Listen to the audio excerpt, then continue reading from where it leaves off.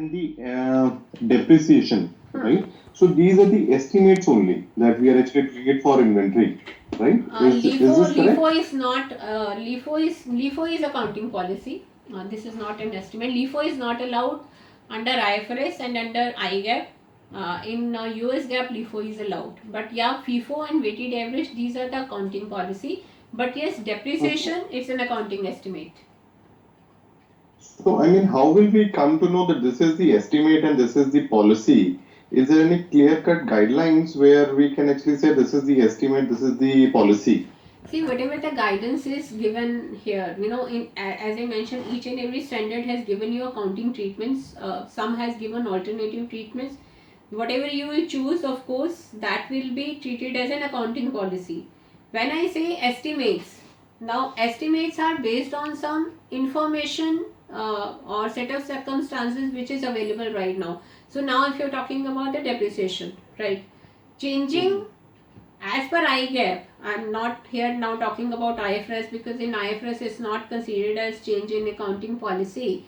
But under IGAP, if I say this straight line method, weighted average method and all, these are treated as accounting policies, right? And here IAS 16 we have an exception of cost method, revolution method. They say this is not change in accounting policy because now we are going by what do you say, economic life of assets. So now the weighted average and straight line method what we were doing according to the percentages, now it's not there.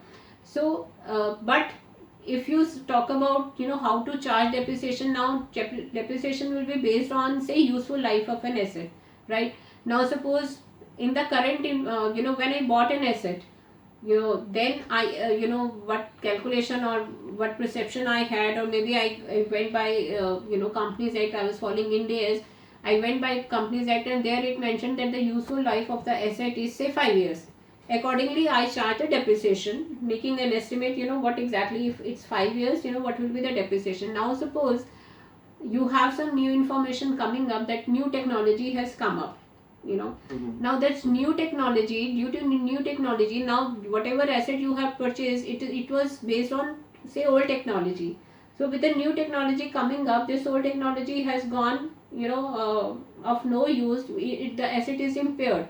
So now you will not trade. If you were thinking that your 5 years is a useful life of the asset, now perhaps it's 2 years only left, right? So this is a change in estimate. You had estimated the useful life of an asset, that this asset will give me this much life. Now you have a new information available, that technology has changed. So estimates are based on the informations which are available in the market, or you have an information on the basis of which you will make the estimate.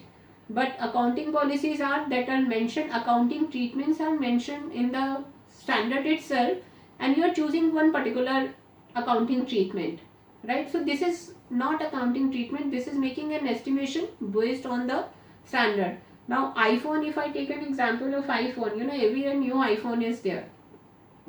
I gave my own example when I had a very bad thing. In fact, I bought iPad.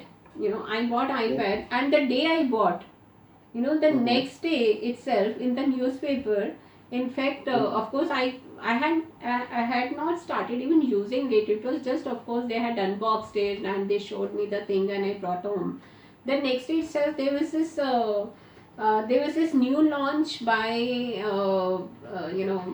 by Apple, and I forgot what exactly it was. The name I forgot, but they were giving that new at a very low price in India, just to expand the market in India, which was a better iPad, and but it was at a much lower price at which I bought. In fact, this old one. I mean, now it became the old one. So I went to the place to the shop where I bought it, and I told them that this is only yesterday I bought, and this now I want to return because I want to go for the new one. So they say, ma'am, no, it's we have already unboxed it, so we can't give it back to you. Now in fact, now this technology has gone bad actually, right? So perhaps if one thing is that if I want to sell it, the asset is impaired. I had bought say 70,000 or 80,000, whatever it was. Now if you want to sell in the market, I won't be able to sell it at this place because already a new version is, there in the market at a lower price. So no Mm-hmm. one will give me the same price. They'll give me much lesser price, because if suppose I bought say for 70,000, the new product is available at 60,000. If anyone wants to give me the price, maybe they'll give me lesser than 60,000, say 50,000 or 40,000. I'm already at Mm-hmm. loss, right? So Mm-hmm. this is this thing has come up. This thing was not available. This information was not available the day when I bought it. This information has come up. So I planned when I suppose I bought it for the business purpose.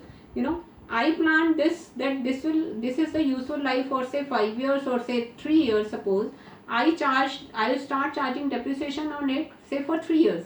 But now as the next day itself the new information has come up, I'll charge the whole of the thing in this year itself, because Mm-hmm. is no more saleable in the market, that the price is already impaired. So this is Mm-hmm. the new information which has come up, on the basis of which I'll recalculate my useful life of an asset, and I'll Mm-hmm. recalculate my. No, this has nothing to do with the accounting treatments which are given in the IFRS. I had already selected one. I had already started my depreciation on the basis of useful life, which was given in the IFRS. But Okay. now this new information has changed altogether my accounting, right? So this was the Mm-hmm. estimate which I Mm-hmm. have made. So similarly, Rachna, I mean the case that you have taken, Hmm. let's say if there is a manufacturing company, Hmm. okay, so they are actually buying the raw material from different vendors, Right. and let's say because of XYZ reason, maybe some government policy or the raw material, the price has either gone up or maybe decreased, which we were taking it, okay. So LIFO method is nothing but last in first out, right?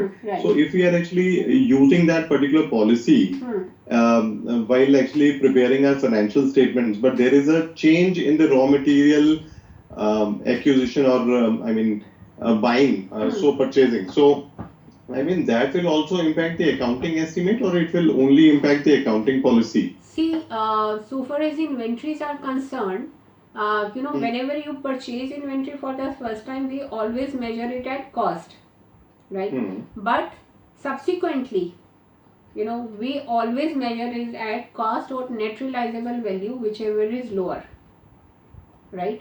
Now in your Okay. case, as you have taken that, the cost has gone down, whatever with the government decision, it impacted that Okay. cost gone down. So that means Okay. if I want to sell my inventory in the market, I will not be able to sell at the price which I had already set. Right. Now I will be able to sell it at the price which is there in the market, people are ready to pay me, which is lower than Hmm. the cost. So then it's my Hmm. net realizable value. So then Okay. I'll value at net realizable value, right? But Okay. if I So think, yeah. yeah, sorry, Yeah. Please go ahead. Please go no, ahead. though, but if I think that there is nothing in the market, new information, nothing like that, things are Hmm. going perfectly, market is going perfectly, its consistency is there in my environment. But Hmm. now I think that no, whatever FIFO method if I was selecting, it's not Hmm. giving the full information of my business, or the the real and reliable, the more I'll say true picture of my business. Perhaps the weighted average will give the true picture. Now if I change, this is a change in accounting policy. Hmm. Okay. Okay. Yeah. Got it. I think I got this point. Yeah. Yeah. Yeah. Thank you. Yeah. Estimates will always be based on the